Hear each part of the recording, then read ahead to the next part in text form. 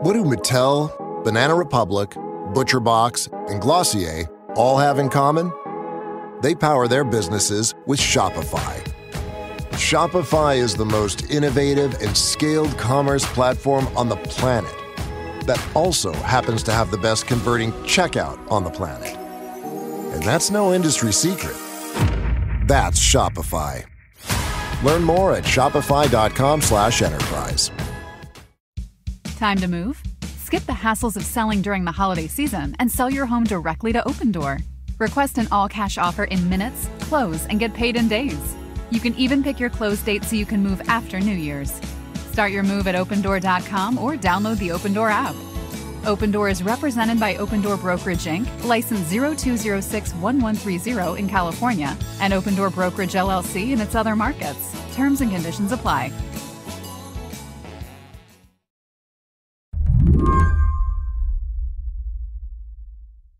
On Tuesday night, Tatishe and Nteta realized the election was breaking for Trump when Georgia and North Carolina began reporting results. It sort of began to coalesce that he could win those two states, which were likely necessary for the Harris campaign if she had lost any one of the three blue wall states. Tatishe is the director of the UMass poll and a political science professor at UMass Amherst. After looking at those early numbers, he began listening to what Democratic surrogates were saying on TV. To an expert like Tatishe, it was a clear message.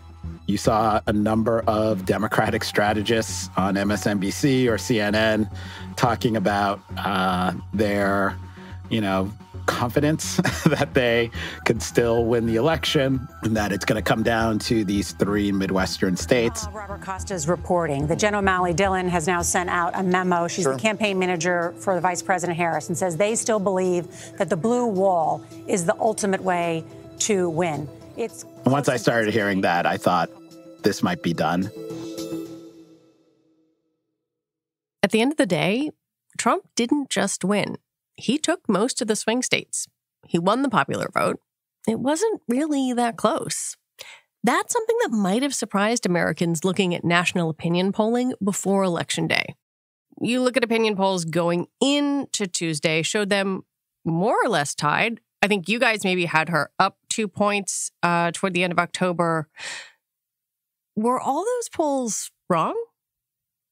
I don't know if they were wrong. I think one of the things that pollsters and polls attempted to communicate is that this is going to be an extremely close election. And it's going to come down to two factors. First, which candidate is going to be able to turn out their voters? And then secondarily, where do those voters who are on the fence, which side do they decide on in the last weeks and days before the election? And just like in 2016, those last-minute voters went for Trump. What's more, Tatishe says, that's actually not surprising if you dig into some other polling. I think the surprising thing was the fact that Harris was unable to win any of those swing states, right?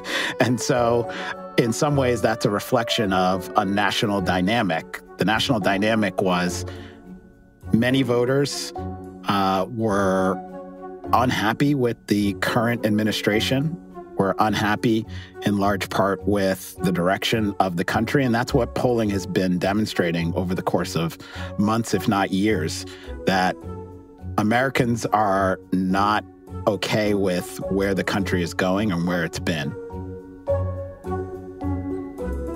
Today on the show, in a week where Americans are digging into percentages and exit polls and probably misunderstanding them, we're going to teach you how to do it the right way.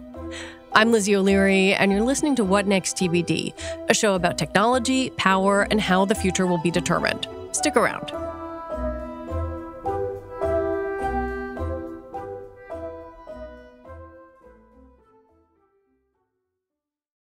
Have you heard about Doublenomics? It's okay if you haven't. It's extremely niche and practiced by Discover. Here's an example. Discover automatically doubles the cash back earned on your credit card at the end of your first year with Cashback Match. That means with Discover, you could turn $150 cash back to $300. It pays to Discover. See terms at discover.com/creditcard. Your team members spend over half their time writing, and we all know how that happens. One confusing email turns into 12 confused replies, then a meeting to get aligned. Grammarly is a trusted AI writing partner that saves your company from miscommunication and all the wasted time and money that goes with it. When every word your team writes is clear, concise, and on brand, everything gets better. 4 out of 5 professionals say Grammarly helps them gain buy-in and action through their communication. Grammarly helps you improve the substance, not just the style of your writing, by identifying exactly what is missing. Teams that communicate better with Grammarly report 25% faster time to resolution for support tickets and 52% less time writing sales emails, saving 19 days per year per employee. Grammarly works where you work, from docs to messages to emails. It integrates seamlessly across 500,000 apps and websites. No cutting, no pasting, no context switching. Equip your team with the gold standard of responsible AI. 15 years of experience, just about every IT certification, and never sells your data. Join 70,000 teams and 30 million people who trust Grammarly to get results on the first try. Go to Grammarly.com/enterprise to learn more. Grammarly, enterprise-ready AI. One of the reasons that I wanted to talk to you is to help listeners understand how polling works, because I think a lot of Americans just don't really understand it, despite the number of polls that we see all the time. I think a lot of people think of a poll as predictive. Like if they see 50 to 47, they think, oh, that means that candidate A has a 50% chance of winning. But that is not correct, right? Can you explain how it works to me? The first thing I always say is that polls are not predictive. Polls are snapshots of where the public is at the moment in which the poll was in the field. And so polls should be used to explain first and foremost. And, I always say pollsters and polls, they're not soothsayers. They can't tell you about the Ides of March and that Caesar is going to die. But what they can tell you is that Caesar is likely in trouble and that there are some indications that the person or people that are going to be a threat to him might be around him. And so they can explain, but they can't predict. They can't predict exactly what's going to happen. Why do you think we have this consistent problem in understanding that? Yeah, I think first and foremost, it's a reflection of the use of polls, at least political polls, in our societies. Is that a media literacy problem, or is that on us, me, the media? So the media, if you just look at the ways in which they employ polls, is to articulate that these are predictive, that this is what's going to happen, and that the polls are the best information that we can garner to predict, again, the future. And that is not ever pushed back by the polling organizations and the pollsters that appear on media shows and, who have emerged as political pundits. They make the same sort of implicit and at times explicit claims that polls are predictive. But it's also pollsters, whether that's 538, whether that's pollsters you see on CNN or MSNBC or Fox News. They don't ever undermine the overarching argument that polls are not about prediction, they're about explanation. And, there's also the lack of recognition that polls, again, are snapshots of where people are at, but events occur that can shift and change the ways in which the public sees elections, sees candidates. And so in this election cycle, there were so many distinct events that had these impacts on the public. So whether it's assassination attempts, whether it's the replacement of one candidate or the other, whether it's, stand-up comedians making racist jokes about an entire nation state. You have these various events that have this impact on the way in which people see the election, see these elected officials, which then undermine the predictive quality of these polls. Take me inside that, because I know that you have been polling during this cycle. Like, what do you do to get a poll out in the field when suddenly there's a new candidate? Suddenly one of the candidates has been the victim of an assassination attempt. Like, how do you change direction? So in July, early July, we had a poll that was going to be in the field during the Republican National Convention and really get a sense of American sentiments regarding the Republican Party and President Trump and his selection for vice president. That poll was going to be in the field, and then an assassination attempt occurred with President Trump. We scrapped that poll, and we pivoted towards a poll that focused on political violence and assassination attempts and what people think about the rhetoric that's been used in politics, whether that's the rhetoric regarding, the threat that President Trump poses or the rhetoric sort of undermining at that moment in time President Biden's age and mental acuity. And so we then had that second poll ready to go. And in that same week, we find that President Biden decided to leave the race. And so you have another extremely important event. And then within minutes of leaving the race, then points to Vice President Harris as his successor. And so then we pivoted once again and started to focus our attention on assessments of Harris and a Harris versus Trump election and levels of emotions regarding this new matchup. And so this is a reflection of the quality of our team here at the UMass poll, but it's, I think, pollsters more generally to be equipped to recognize when events occur, to then shift the focus of your poll, shift the focus of your questions to reflect the ways in which politics are being understood by the public at large. When we come back, nobody picks up a phone anymore. How the tech behind polling is keeping up.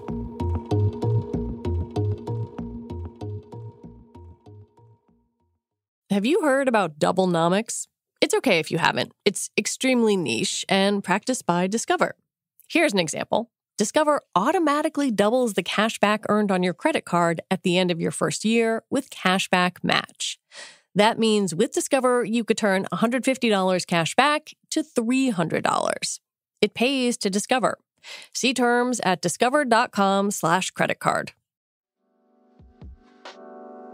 Innovation is important to the future of many businesses, and processes need to be clear, fast, and ultimately more productive. Take a big step to solving these problems with the Innovation Workspace from Miro. The Innovation Workspace comes loaded with AI-enabled tools to help teams get from idea to output faster. Miro's Innovation Workspace will help your teams accelerate through the full innovation development cycle, helping them to be faster, more productive, and ultimately more effective. Its new AI-powered tools and features can visualize tasks ahead, condense documents to produce summaries in seconds, and even create complex diagrams and flowcharts using natural language. It's designed to complement and sync with existing apps and platforms you use every day, like Jira and Azure, so everything operates smoothly and easily, and everyone's on the same page to rapidly innovate, iterate, develop, and ship. Whether you work in innovation, product design, engineering, UX, Agile, or IT, bring your teams to Miro's revolutionary Innovation Workspace and be faster from idea to outcome. Go to Miro.com to find out how. That's MIRO.com.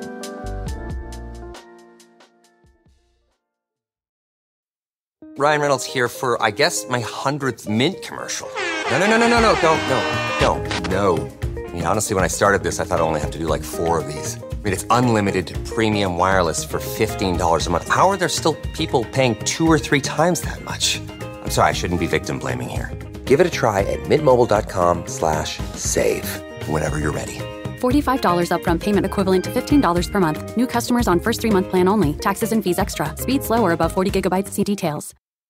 Tatishe and the UMass poll made a significant choice back in 2010. They decided to move away from telephone polling and go online.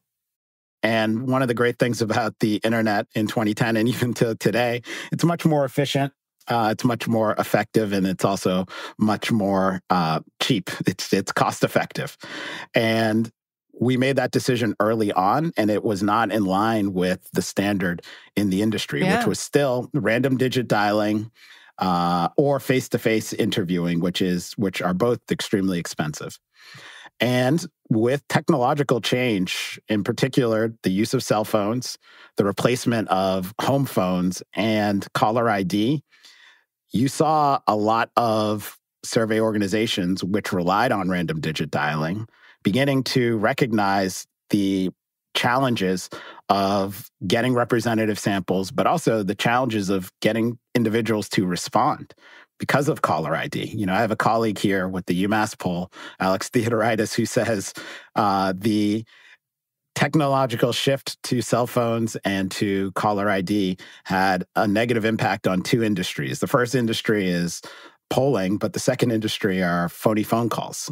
You have these sort of the notion that you don't have those anymore with caller ID. You just sort of say reject.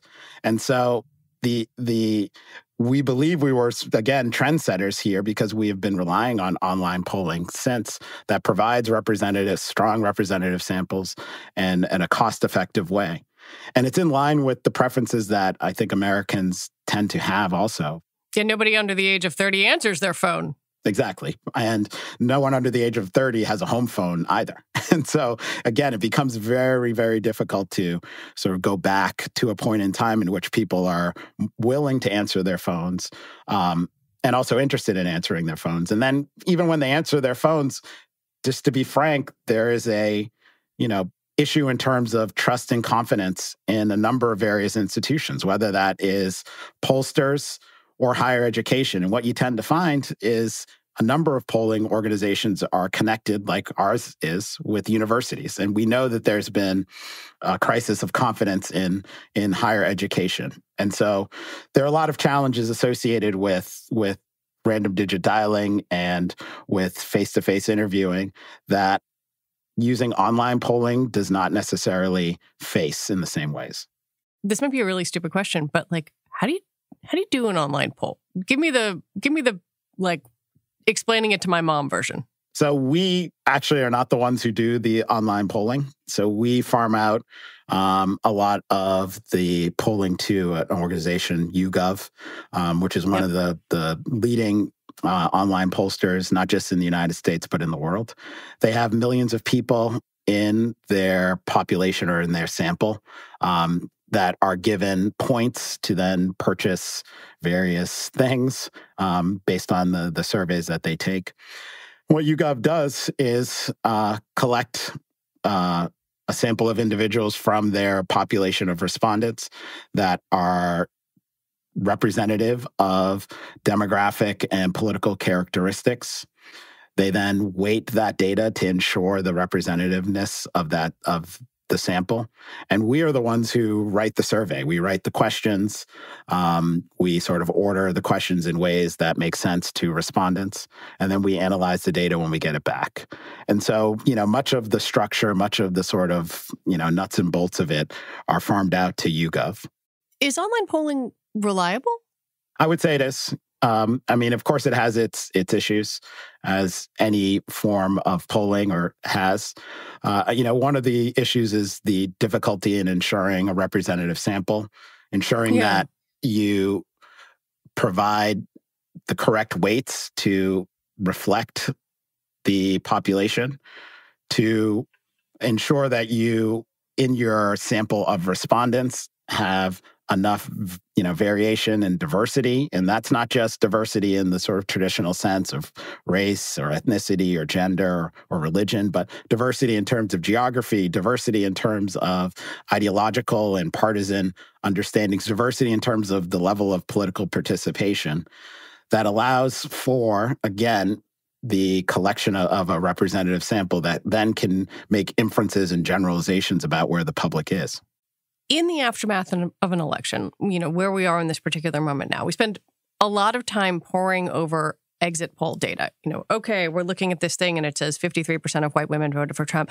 Yeah. You said earlier that exit polls are not always that reliable. How important is exit polling to trying to understand the minds of voters? And how much weight should we give it when we're trying to understand and tease out the threads of public behavior? Yeah, so look, in the wake of what many feel is a surprising result, we are always looking for data that helps us to explain that result. And exit polls have been used historically to provide us with, as quick data, quick understanding of where the public is.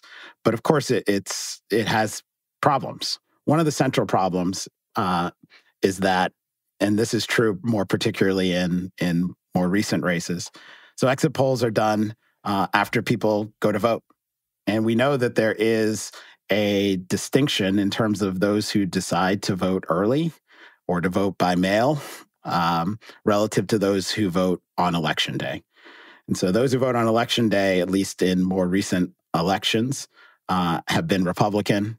And we know the Republican Party tends to be made up of older folks, white folks, more well-off folks. And so you have in exit polling, as a result of the focus on same-day voting, a skew towards Republicans and an underestimation and underrepresentation of people of color, working-class folks as well. And so it's always very difficult to make inferences from exit polls for those types of groups because they just don't interview a lot of them. That being said, again, it provides us at least with an initial picture.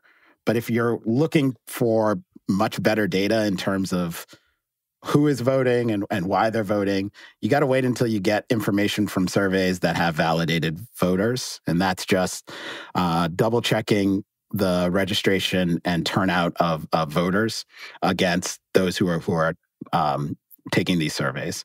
Or you could look to the AP VoteCast, again, which is a much more high-quality set of data. I mean, one of the things I'm hearing in your voice is like, you need patience here and you need data. And Americans are not real good at sitting around and waiting. No, we have no patience. And so this week, since Tuesday night, has been a cavalcade of explanations about what happened and who is to blame, at least those who are attempting to explain what happened who lean left, support the Democratic Party. And what you're finding is individuals looking to, whether it's Latino men or white women or white people in general, or women in general, to try to explain why it is a particular candidate lost and a particular candidate won. And first and foremost, patience is great, but second, blaming is not going to get folks anywhere. What we need is, again, high-quality data. And we need, and this is where polls come in, sort of post-election polls, some semblance of allowing respondents to provide a justification for why they did what they did. And so we know that a strong majority of Americans, at least, a majority of Americans supported Donald Trump. So allow them to explain the reasons why that is the case. So we're getting some indication that people really were concerned with the economy and that declarations about how well the economy is doing do not really reflect on the ground experiences. So that's one factor. I think another factor is, a lot of the connections between Harris and Biden, and she was unable to, in large part, distance herself from the Biden administration.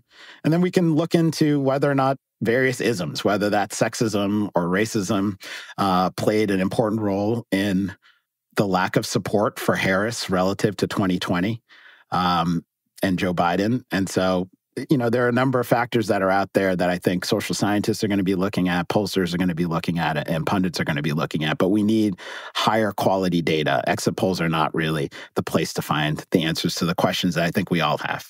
One of the things that you have talked about and that we have seen, I think you could argue in the last several election cycles, is a frustration with institutions, whether that's higher education, whether that is the media, whether that is the government.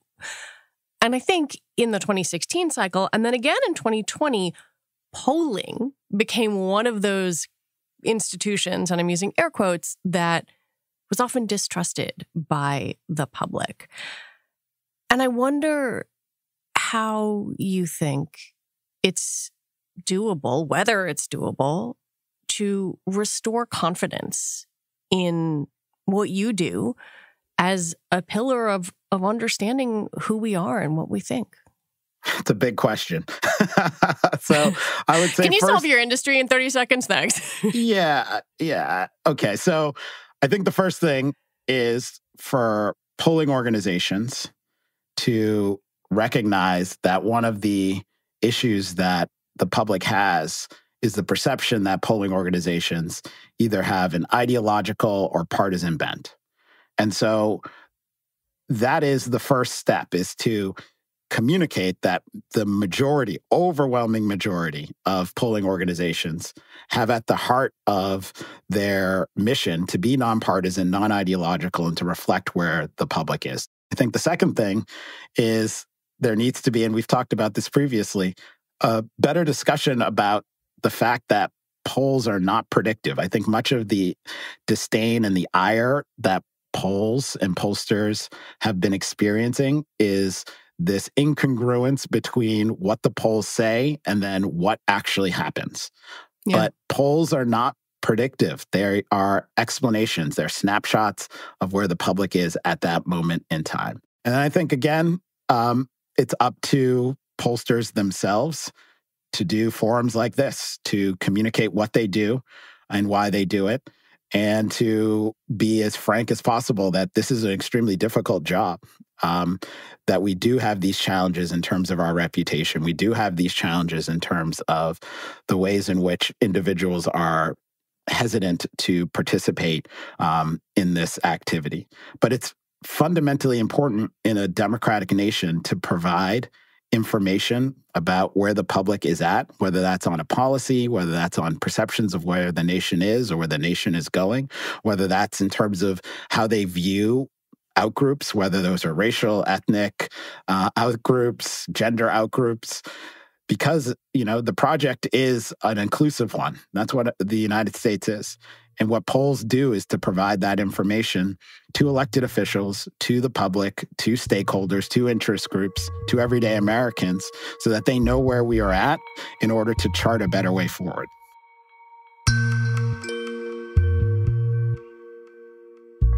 Tatishe, Nteta, thank you so much for your time and for talking with me. Thank you. Tatishe Nteta is the Provost Professor of Political Science at the University of Massachusetts Amherst and the director of the UMass poll. And that is it for our show today.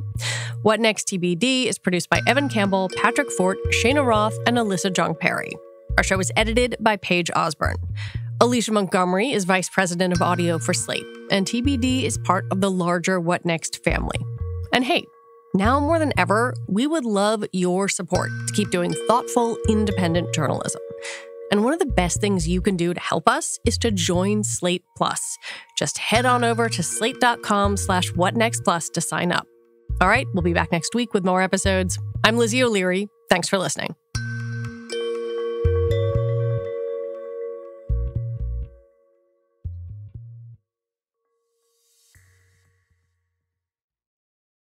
This is a story of the one. As a maintenance specialist for university housing, he knows college students can major in wear and tear. Plus, housing so many students doesn't leave a lot of room to house all the supplies he needs. That's where Grainger comes in. With over 1 million industrial-grade products and fast, dependable delivery, Grainger carries the quality products he needs so he doesn't have to. From a new door hinge to a whole new faucet. Call, click Grainger.com, or just stop by. Grainger, for the ones who get it done.